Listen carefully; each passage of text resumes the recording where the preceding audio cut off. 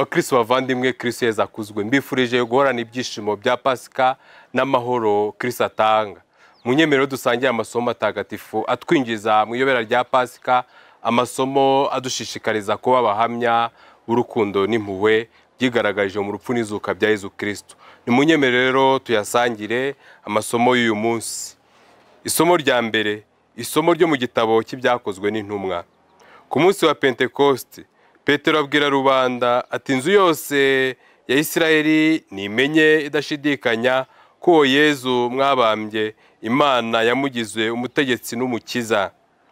Ngo bumve ayo magambo barakangarana, babaza Petero n'izindi ntumwa bati bavandimwe dukora iki? Petero arabasubiza ati nimwisubireho, buri muntu muri mwe abatizwe mu izina rya Yezu Kristo kugira ngo ababarirwe ibyaha bye kandi muhabwe ingabire ya Roho Mutagatifu, kuko isezerano ari mwe ryagenewe kimwe n'abana banyu ndetse n'abari kure bose n'abandi batabarika uko Nyagasani Imana yacu azabihamagarira. Ababwira n'andi magambo menshi yo kubemeza no kubakomeza agira ati nimwirokore mwitandukanye n'aba bantu bayobye. Nuko abemeye izo nyigisho barabatizwa, uwo munsi biyongeraho abantu bagera ku 3,000. Iryo ni ijambo ry'Imana. Zaburi. Uhoraho, isi yose yuzuye ineza yawe. Koko ijambo ry'Uhoraho ni intagorama, n'ibikorwa bye byose bikaba indahinyuka. Akunda ubutungane n'ubutabera, isi yuzuye ineza y'Uhoraho. Uhoraho aragira abamwubaha, akita kubiringira impuhwe ze, kugira ngo abakize urupfu, anababesheho mu gihe cy'inzara. Twebwe rero twizigiye Uhoraho, niwe buvunyi bwacu n'ingabo idukingira. Uhoraho, ineza yawe iraduhoreho nk'uko amizero yacu agushingiyeho. Nyagasani Yezu nabane namwe. Amagambo yo mu Ivanjiri ntagatifu uko yanditswe na Yohani.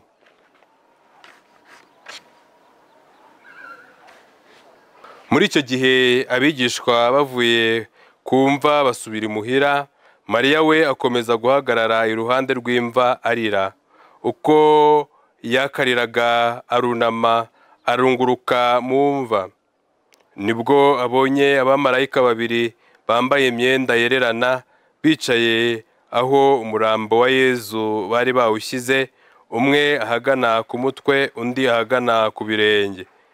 Baramubwira bati mugore urarizwa n'iki? Arabasubiza ati Nyagasani bamutwaye, none nayobewe aho bamushyize.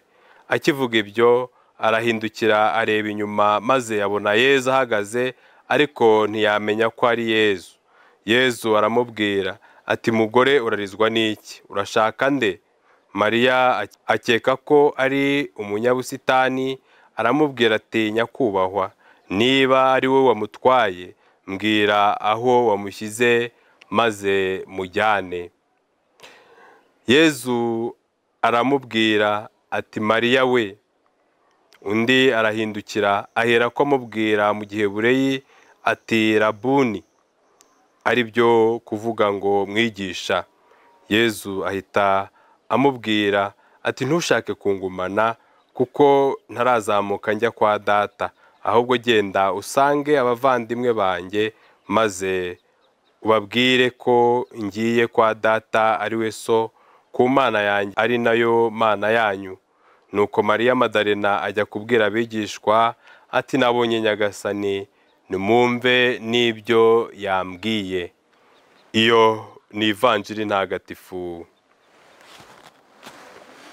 Bakristo bavandimwe, nk'uko twabivuze mu ntangiriro, amasomo matagatifu aragaruka ku buhamya bwa Kristo wazutse, ubuhamya tugomba guhamya, ukuri tugomba kwamamaza. Kristo ni muzima, yazutse, yatsinze urupfu, ntagipfuye, kandi natwe twatsinze muri we. Mu isomo rya mbere, Petero arashishikariza abantu kumenya badashidikanya ko Kristo wazutse ari umukiza ndetse n'umutegetsi. Uyu munsi natwe kimwe nk'aba bantu dushobora kwibaza icyo twakora ngo natwe tugire uruhare ku mukiro we. Icyo twakora nicyo Petero yashishikarije bariya bavandimwe, ni ukwisubiraho tukanga ikibi, tukagendera mu nzira nziza, tukava mu mwijima n'ibikorwa bibi, tugahora iteka dukora ibikorwa byiza bigaragaza ko koko turi bazima.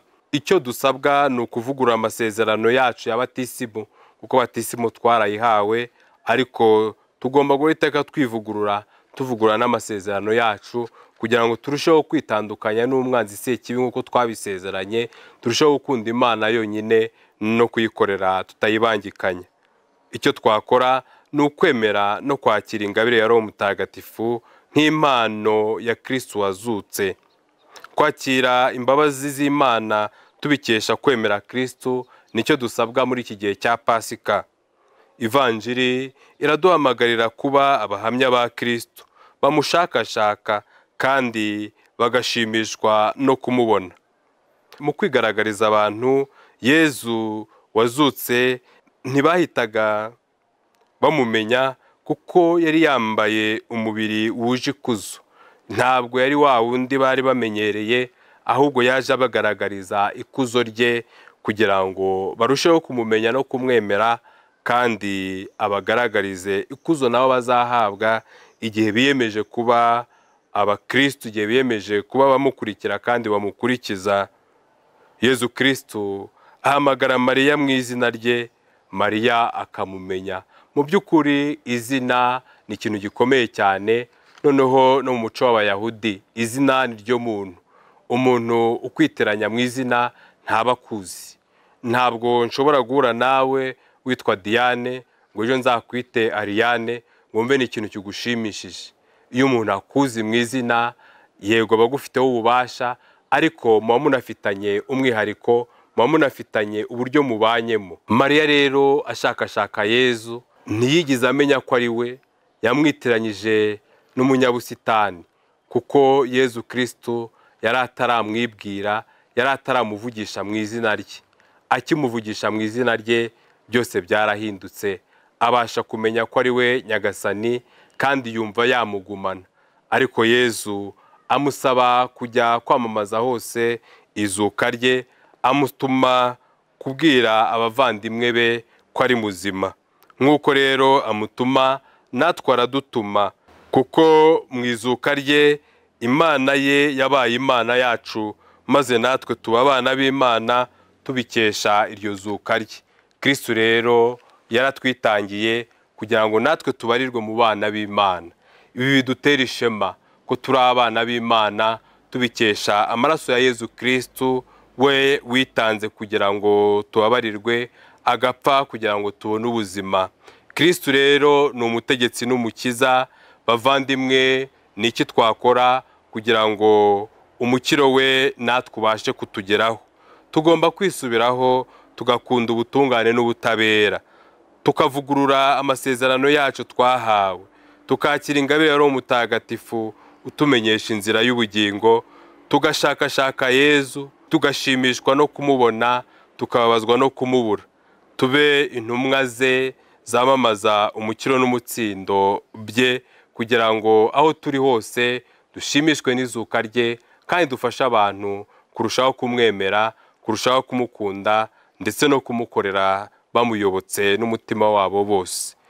Kristo rero wazutse atwiyereke kandi aduha imbaraga za Roho Mutagatifu zidutere kwiringira impuhwe ze no guhamya hose ko ari muzima kandi atanga ubuzima buhoraho.